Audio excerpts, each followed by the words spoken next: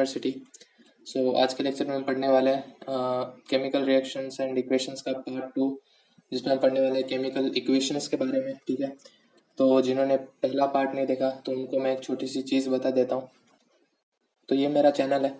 जब आप मेरे चैनल में आओगे, ठीक है, तो यहाँ पे आने से पहले सबसे पहले तो सब्सक्राइब कर लेना। 78 सब्सक्राइबर्स ही है, बहुत ज़रूरत है। और सब्सक्राइब करो तो इस वीडियो के कमेंट के नीचे लव फ्रॉम और अपना नाम ज़रूर लिखना, ताकि मैं नेक्स्ट वीडियो में शाउट आउट दूँ और मुझे भी पता चले कौन मेरे वीडियोस देख रहा है। ठीक है, ओके।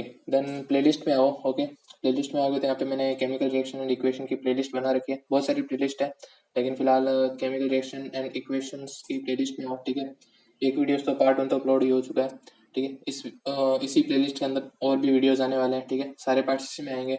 और इस वीडियो में जब चैप्टर खत्म हो जाएगा तब मैं एनसीईआरटी सॉल्यूशंस प्लस जो बोर्ड्स में इस चैप्टर के क्वेश्चंस आएंगे वो भी सोल्व कराऊंगा। ठीक है, तो प्लेलिस्ट में लगे रहिएगा। ठीक है, और इस प्लेलिस्ट को आप बुक मार्क कर लीजिएगा। ठीक है, तो जिन्होंने लेक्चर पहले का देख लिया पार्ट 1, तो लेक्चर स्टार्ट करते हैं। ओके गाइस, तो इस लेक्चर में हम पढ़ने वाले हैं केमिकल इक्वेशंस के बारे में। राइटिंग है chemical equations, balanced and unbalanced chemical equations क्या होती है, बैलेंसिंग है अनबैलेंस्ड इक्वेशन। ठीक है, अनबैलेंस्ड इक्वेशन को बैलेंस करना भी हम सीखेंगे एग्जाम्पल के साथ। ठीक है, तो चलिए देखते हैं केमिकल इक्वेशन क्या होती है। द शॉर्टेस्ट और simplest expression of chemical reaction in the form of equation are called chemical equations. ठीक है, केमिकल इक्वेशन क्या होती है? एक्सप्रेशन होता है शॉर्टेस्ट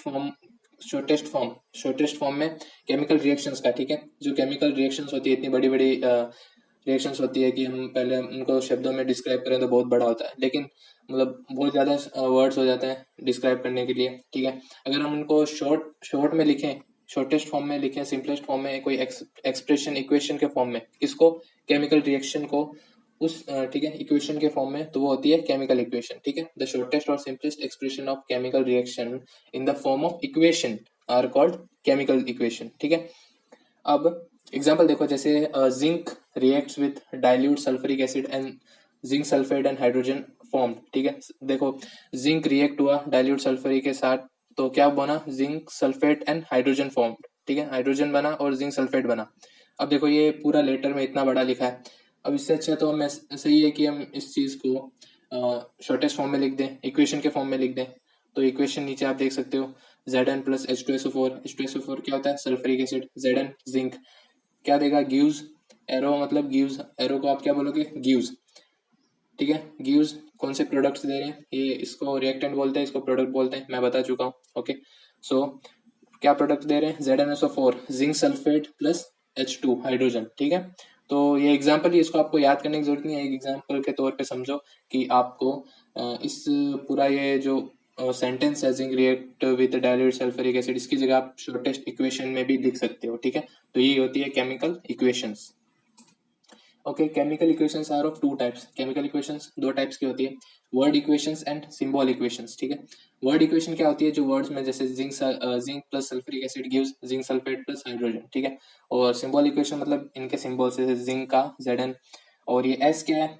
S मतलब ये जब ब्रैकेट्स में लगे हो तो इनके स्टेट है। ठीक है, फिजिकल स्टेट मतलब कौन सी फॉर्म में है वो। फिजिकल स्टेट मतलब सॉलिड में है, लिक्विड में है, या गैस में है। तो S का मतलब सॉलिड। और एक्यूएस मतलब जो H2SO4 क्या है? कंपाउंड होता है। H2SO4 क्या है? कंपाउंड है जो एक्यूएस है। AQ का मतलब एक्विस। ठीक है, एक्विस मतलब ये जो कंपाउंड है, ये पानी में मिलाया हुआ है। ठीक है, इसके अंदर थोड़ा पानी भी मिक्सचर है, पानी का मिक्सचर है इसके अंदर। ओके, नाउ ये क्या दे रहे हैं? ZnSO4 aqueous plus H2 gas. ठीक है, एक्वियस और गैस, जी का मतलब गैस। ठीक है, तो ये सिंबल इक्वेशन हो गई और ये वर्ड इक्वेशन हो गई। ठीक है, इसको याद करने की जरूरत नहीं है, फिलहाल एक एग्जांपल के तौर पे बताया कि कितने टाइप्स की इक्वेशन होती है। ओके, जब याद करने की कोई इक्वेशन आएगी तो मैं आपको बता दूंगा। ठीक है, फिलहाल अब नेक्स्ट टॉपिक क्या है हमारा? राइटिंग है केमिकल इक्वेशन। केमिकल इक्वेशंस को हम कैसे लिख सकते हैं? ओके, तो स्टेप्स है इसके कुछ। पहला स्टेप देखो, write symbols of reactant on the left side with positive sign between them.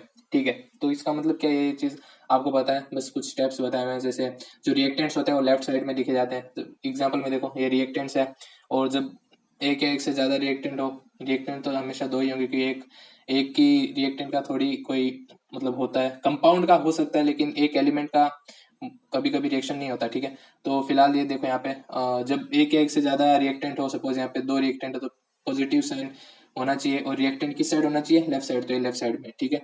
And write the symbol of products on the right side with positive sign between them, और products किस side होनी चाहिए, right side होने चाहिए।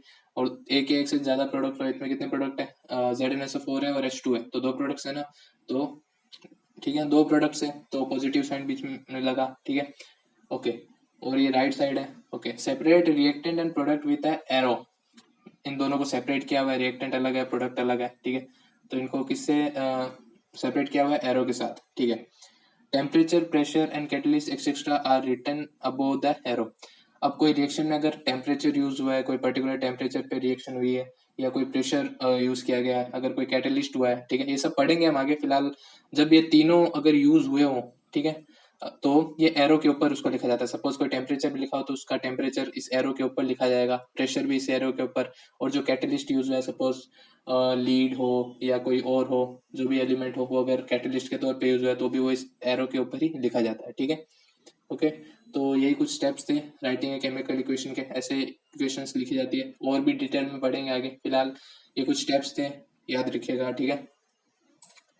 Now balanced chemical equation क्या होती है, ठीक है। Zn प्लस H2SO4 इक्वेशन पहले वाली है, ठीक है। अब ये बैलेंस्ड इक्वेशन है कि नहीं वो देखो। अब देखो Zn, ठीक है, देखो पहले एक टेबल बना लो, ठीक है। टेबल बनाओ जिसमें एलिमेंट्स के नाम लिख दो, कौन से एलिमेंट्स उसके अंदर हुए हैं। तो इसके अंदर Zn है तो Zn लिख दो। H2SO4 है क्या, H2SO4 है तो H2SO4 में कितने एलिमेंट्स है, हाइड्रोजन है H, एस है सल्फर, यस एस लिख दो। ऑक्सीजन है, ऑक्सीजन है, ठीक है। कितने एलिमेंट हुए टोटल, चार, ठीक है। जितने एलिमेंट यहाँ है उतने ही एलिमेंट यहीं होंगे, कोई एक्स्ट्रा एलिमेंट कभी प्रोडक्ट में नहीं आता, ठीक है। कोई भी एक्स्ट्रा एलिमेंट कभी भी प्रोडक्ट में नहीं आएगा, जितने रिएक्टेंट में रिएक्टेंट में जो एलिमेंट्स है वो उतने ही प्रोडक्ट्स में होंगे, ठीक है। इतनी बात याद रखिएगा। हाँ, प्रोडक्ट में कभी कभी एक्स्ट्रा एलिमेंट्स होते हैं, क्यों, क्योंकि अगर कोई कैटलिस्ट यूज हुआ हो तब, ठीक है। तो वो एक डिटेल की बात है, वो हम बाद में बात करेंगे। फिलहाल इतना याद रखिएगा जो मैं समझा रहा हूँ, ओके नाउ, ठीक है। उतने लिख लीजिएगा एलिमेंट्स के नाम। अब number of atoms in reactants, पहले number of atoms in reactants लिख लीजिएगा। ये वाली चीजें मत देखो एक बार, number of atoms of products वाली पहले रिएक्टेंट्स की लिखो। Zn के कितने एटम्स है, एक ही है ना ये Zn, तो Zn का एक। हाइड्रोजन देखो, हाइड्रोजन के कितने हैं, H2, तो दो लिख दो। सल्फर S है तो S तो एक ही है तो एक। ऑक्सीजन चार, चार, ठीक है। और कुछ है, और कुछ नहीं है, इस साइड फिल है, ठीक है। तो इतनी चीजें हो गई। अब रिएक्टेंट्स की, प्रोडक्ट्स की देखो, प्रोडक्ट्स में कितने हैं, Zn कितना है इधर, एक ही है तो यहाँ पे एक। S कितना है, एक है तो यहाँ पे एक ही है। O चार है तो ऑक्सीजन चार। हाइड्रोजन अलग हो चुका है H2, तो भी कितने हैं, टू, तो कितने यहाँ पे H कितने हैं, टू, ठीक है। अब देखो number of atoms of reactants और प्रोडक्ट दोनों सेम ही है ना। Zn प्रोडक्ट रिएक्टेंट में क्या था, एक, जब रिएक्शन हुई उसके बाद Zn कितना है, एक ही है। हाइड्रोजन कितना है, दो, रिएक्शन के बाद भी दो ही है। सल्फर कितना है, एक, रिएक्शन के बाद भी कितना है, एक। ऑक्सीजन कितना है, चार, रिएक्शन के बाद भी कितने हैं, चार, ठीक है। तो सेम ही है, मतलब LHS इक्वल टू RHS हो रहा है, तो ये क्या है, बैलेंस्ड केमिकल इक्वेशन, क्योंकि रिएक्टेंट इक्वल टू प्रोडक्ट, ठीक है। Reactant equal to product, okay, समझ आया आपको, ठीक है। तो ये चीज है। इसमें law of conservation of mass भी आप देख सकते हो, mass can neither be created nor be destroyed. Law of conservation of mass, mass पढ़ा है ना नाइन्थ में, mass can neither be created nor be destroyed. इसका मतलब क्या होता है, मास को हम क्रिएट नहीं कर सकते और डिस्ट्रॉय भी नहीं कर सकते। सपोज इसमें कुछ एक्स्ट्रा मास क्रिएट हुआ, नहीं, जितना मास है उतना ही यही है, ठीक है। यहाँ नाम, और यहाँ पे कोई मास डिस्ट्रॉय भी नहीं हुआ, ठीक है, समझ रहे हो ना, उतना ही है, okay. Now unbalanced chemical equations कौन सी होती है, सपोज इस इक्वेशन को देखो, Mg+O2, तो MgO बना, ठीक है। तो अब यहाँ पे देखो, पहले रिएक्टेंट की साइड के देखो कितने एलिमेंट्स है, Mg है और O है, तो Mg लिख दो, O लिख दो। Mg कितने, एक, O2 के कितने, और O में कितने, दो है, ठीक है, तो दो लिख दिए। अब प्रोडक्ट की साइड चलते हैं, Mg कितना, एक, ऑक्सीजन कितना, एक। ध्यान से देखो, ऑक्सीजन के रिएक्टेंट के टाइम एक, दो है, लेकिन प्रोडक्ट के टाइम एक ही है, ठीक है। मतलब रिएक्शन होने से पहले ऑक्सीजन के कितने एटम्स है, दो। प्रोडक्ट जब रिएक्शन हुई उसके बाद ऑक्सीजन के कितने एटम्स है, एक, ठीक है। तो मतलब ये अनबैलेंस्ड इक्वेशन है, LHS is not equal to RHS, ठीक है, दिख रहा है ना आपको, ओके। तो इसके लिए नाउ अब हम जब कोई अनबैलेंस्ड केमिकल इक्वेशन हो तो हम उसको बैलेंस करना सीखेंगे अभी, ठीक है, ओके। बैलेंसिंग है अनबैलेंस्ड केमिकल इक्वेशन, ठीक है। अब बैलेंस करते हैं कि कैसे इक्वेशन बैलेंस होती है। अब कुछ चीज़ें आप ध्यान रखिएगा, ठीक है, कुछ चीज़ें आप ध्यान रखिएगा। सपोज हम जब बैलेंस करें तो कुछ चीज़ें आपको बैलेंस करते टाइम नहीं करनी है, ठीक है। कौन सी चीज़ें नहीं करनी है, सपोज मैं आपको बताता हूँ। देखिए, सपोज ये mg है और O2 है, दिख रहा है आपको mg प्लस O2। ओके, तो अब यहाँ पे आपको पता है ये इक्वेशन तो हमको पता ही अनबैलेंस्ड है, क्योंकि ऑक्सीजन 2 है और यहाँ प्रोडक्ट होने के बाद एक ही है। हाँ, जब हम इक्वेशन को बैलेंस करें तो बैलेंस ही हमें एक्सचेंज कहाँ करना है, मतलब जो न्यू एटम्स हम ऐड करेंगे तो वो कहाँ करेंगे, यहाँ करेंगे, ठीक है। यहाँ कर सकते हैं हम, यहाँ कर सकते हैं और यहाँ कर सकते हैं। ये वाले एटम्स आप सोच रहे होंगे कि अब इसको, ये 2 है तो यहाँ भी मैं 2 कर दूं इसके नीचे, ठीक है। तो ऐसा नहीं कर सकते हम, ठीक है ना, ये चीज नहीं कर सकते। ये चीज करेंगे तो ये बहुत गलत है, ठीक है, ऐसा हम कर नहीं सकते। ओके, इस चीज का खास ध्यान रखिएगा आप, ठीक है। हम जो चेंज कर सकते हैं वो यहीं कर सकते हैं, ठीक है। एक चलो एग्जांपल देखते हैं, आपको समझ आ जाएगा। सपोज यहाँ पे देखो, पहले तो स्टेप में बैलेंस करना पड़ता है। सपोज ये अनबैलेंस्ड इक्वेशन है ना, mg plus O2 plus mgO, तो इसको पहले स्टेप में सोल्व करना सीखो। पहले स्टेप बनाओ। स्टेप 1 क्या है, सबसे पहले इसकी टेबल बनाओ, ठीक है। टेबल हमने बना ली, एलिमेंट्स लिख दिए, एटम्स एंड रिएक्टेंट्स लिख दिए, एटम्स एंड प्रोडक्ट लिख दिए। अब हमको पता है LHS is not equal to RHS, तो लिख दो। मैंने थोड़ा शॉर्ट में लिखा है, ठीक है, तो आप अच्छे से लिखना पूरा, ठीक है। अब हमको पता है कि इक्वेशन, अब पहला स्टेप, उसके बाद ध्यान रखो सबसे ज्यादा आइटम्स किसके अंदर है वो देखो। पहले सबसे ज्यादा आइटम्स जिसके अंदर हो उसको सोल्व करने की सबसे पहले कोशिश करो। सपोज यहाँ किसके पास सबसे ज्यादा आइटम है, ऑक्सीजन के पास कितने हैं, 2, ठीक है, तो इसको सोल्व करने की कोशिश करो।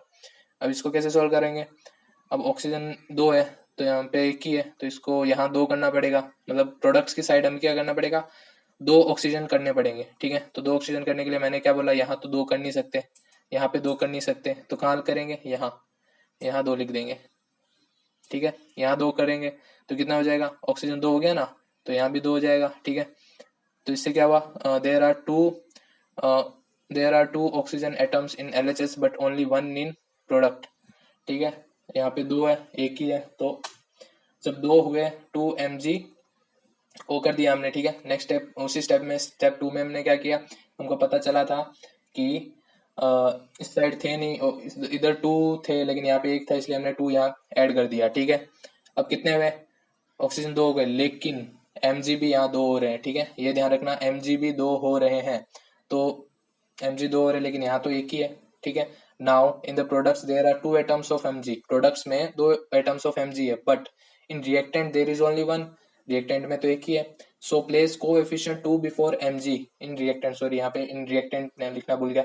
यहाँ पे रिएक्टेंट में हमको 2 और लगाना पड़ेगा, ठीक है, क्योंकि अभी क्या हुआ, प्रोडक्ट में भी 2 mg हो गए, यहाँ 2 ऐड किया, तो ऑक्सीजन तो 2 हो ही रहे हैं, लेकिन मैग्नीशियम भी 2 हो रहे हैं, ठीक है।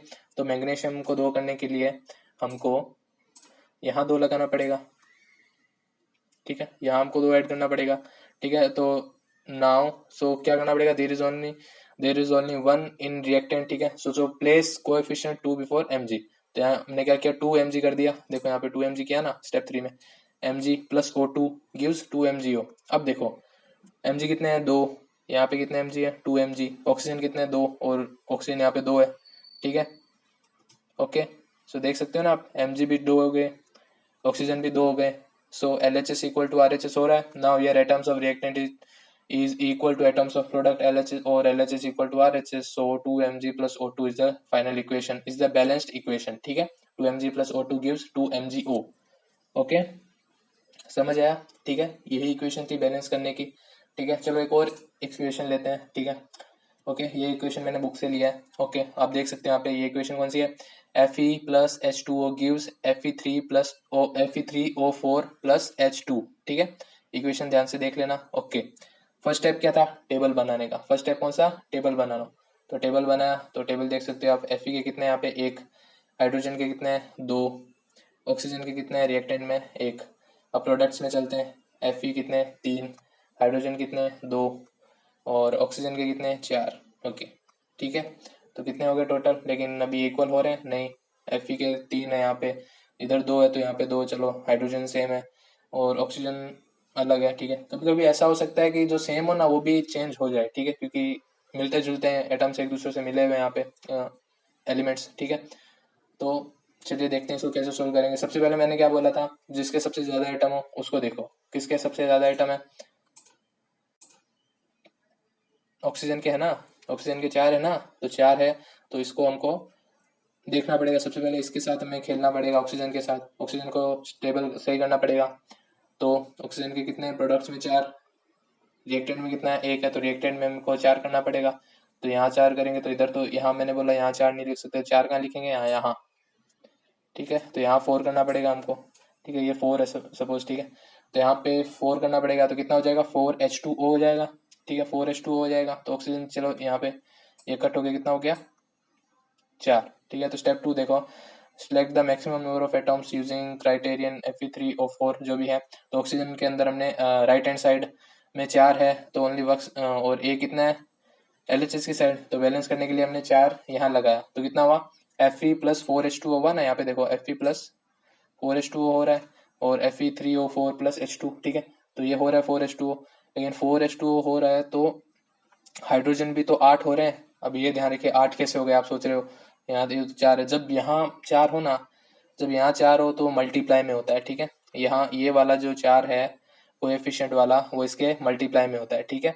तो 4 × 2 कितना होगा, 8। तो हाइड्रोजन कितने हो गए यहाँ पे अभी रिएक्टेंट में, 8, ठीक है, क्योंकि यहाँ हमने 4 लगाया, तो ये कितने हो गए, 8। ये तो स्टेबल फिलहाल रिएक्टेंट इक्वल टू प्रोडक्ट है, ये 8 हो गया, ये 8 हो गया। तो हाइड्रोजन अभी सबसे ज्यादा किसमें है, मैक्सिमम एटम हाइड्रोजन में कितने हैं, 8। तो अब इसको सही करना पड़ेगा, तो ये कितने हैं, 8, और यहाँ कितने हैं, 2। तो प्रोडक्ट्स में भी सही करना पड़ेगा, तो ये 8 है, तो यहाँ पे भी हम 4 लगा देंगे, प्रोडक्ट्स में सही करने के लिए यहाँ भी 4 लगा देंगे, ठीक है। यहाँ 4 किया तो कितना हो जाएगा, 4H2। नेक्स्ट स्टेप देखो, now only atoms of Fe left unbalanced, so sorry, step 3 देखो, sorry, now the hydrogen atoms of in LHS becomes 8, hydrogen 8 हो गए थे LHS में। तो बैलेंस करने के लिए हमें राइट साइड में भी कितने 4 कोएफिशिएंट लगाना पड़ेगा, यहाँ पे जो मैंने लगाया, तो कितना हो जाएगा, यहाँ पे भी 8 हो जाएंगे ना, तो 4H2 हो गया। अब ये भी कितना हो गया, इसको भी कट करके हम क्या कर सकते हैं, 8, नई टेबल बना लेना, ठीक है, उसमें ऐड कर देना। अगर आपको ये चीजें डायरेक्टली समझना है तो आप टेबल बनाते रहिएगा बार बार, ठीक है, या साइड में लिखते रहिएगा। टेबल बनाने की कोई जरूरत नहीं है, लेकिन आप चाहो तो बना सकते हो, ठीक है, कोई मना नहीं है, ओके। सो यहाँ पे भी कितने हो गए, 8। अब कौन सा, ये तो ये भी 4 4 हो गए, ये भी 8 8 हो गए, बचा कौन सा, आयरन। Fe क्या होता है, आयरन होता है, ठीक है, Fe का मतलब आयरन, ओके। सो नाउ अब Fe बचा, आयरन बचा, इधर 1 है, इधर 3 है, तो यहाँ पे सही करना पड़ेगा, इसको सही करना पड़ेगा, ओके। तो इसको सही करने के लिए यहाँ पे हम प्रोडक्ट्स में 3 है, तो रिएक्टेंट में हमको क्या करना पड़ेगा, 1 है, तो रिएक्टेंट में सही करना पड़ेगा। तो यहाँ पे क्या लगा देंगे हम, रिएक्टेंट में 3, तो 3 Fe इक्वल टू Fe3। तो यहाँ पे देखो 3 Fe, now the only atoms Fe left unbalanced, to balance iron atoms place the coefficient 3 before Fe in LHS, ठीक है। तो यहाँ पे 3 लगा हुआ है, ओके, ये 3 आप देख सकते हैं यहाँ पे, ओके। सो यही हुआ इक्वेशन को सोल्व करने के लिए, 3Fe प्लस, तो ये क्या होगी, एक बैलेंस्ड इक्वेशन हो गई। अब F यहाँ पे 3 है, तो 3Fe, O कितने हैं, 4, तो 4 है, और हाइड्रोजन 8 है, तो यहाँ पे भी 8 है, ठीक है। तो बैलेंस्ड इक्वेशन क्या होगी, ये। फिर इस इक्वेशन को इस फॉर्म में लिख दिया है जो एक्चुअल फॉर्म में थी, ठीक है। सो यही थी बैलेंस इक्वेशन, ठीक है, ओके। सो समझ आया, अगर कुछ डाउट हो तो पूछ सकते हो कमेंट में, और प्रैक्टिस करो, ये वाला एक सम आपके लिए मैं दे रहा हूँ, ठीक है, ये आप प्रैक्टिस करो, ओके, खुद से। और कुछ डाउट हो तो आप पूछ सकते हो कमेंट में, ठीक है, मैं आंसर जरूर दूंगा, okay. So thanks for watching guys, इस लेक्चर में इतना ही, और समझ आया हो तो प्लीज़ लाइक करो, शेयर करो, सब्सक्राइब करो चैनल को, ठीक है। और सब्सक्राइब करो तो इस वीडियो में अपना नाम जरूर लिखना, ठीक है, ताकि मुझे भी पता चले कौन कौन इस लेक्चर को देख रहा है। डाउट हो तो कमेंट में पूछ सकते हो। इंस्टाग्राम के अकाउंट को भी फॉलो कर सकते हो, द ब्लिंक यूनिवर्सिटी, वहाँ पे भी नए नए अपडेट्स आते रहते हैं, ठीक है, तो उस अकाउंट को भी फॉलो कर सकते हो, ओके। और वहाँ भी कुछ डाउट हो तो पूछ सकते हो, ठीक है, okay guys. So thanks for watching.